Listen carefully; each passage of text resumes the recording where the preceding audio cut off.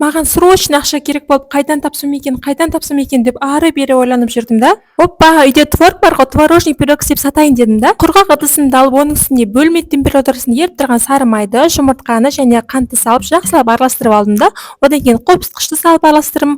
Одан кейін оның жарты бөлігін салып, бірінші лопатамен араластырып алдым да.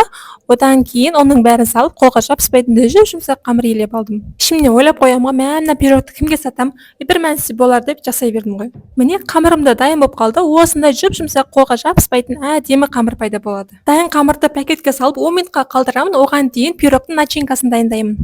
Ыдысқа сүзбені саламын және оның үстіне 3 жұмыртқаны шағып саламын. Қантты және ванилинді салып, бірінші лопатамен жақсылап араластырып аламын. Одан кейін блендермен жақсылап іртіктері кеткенше еземін.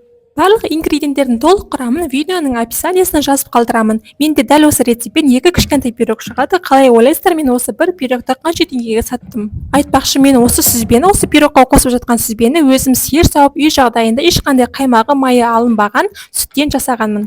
Сондықтан менің творожный пирогым сап-сары, өте дәмді, керемет болып шығады ғой. Қамырды таразының көмегімен осылай теңді 2 бөлікке бөліп аламын да формаға орналастырамын. Бірінші қамырды формаға осылай жайып алу қажет, одан кейін бортиктерін осылай әдемілеп шығару қажет.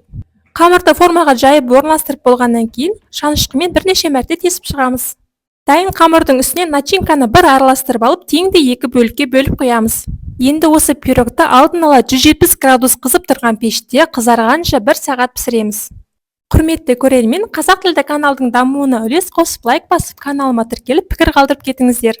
Міне мені пирогтарым иісі мұрын жарып, өте керемет болып пісіп шықты. Енді осы пирогтарды упаковка жасап клиенттерге жеткізу қажет. Сіздермен бірге болған Ғайша Нұрбекқызы, назарларыңыз үшін көп рахмет.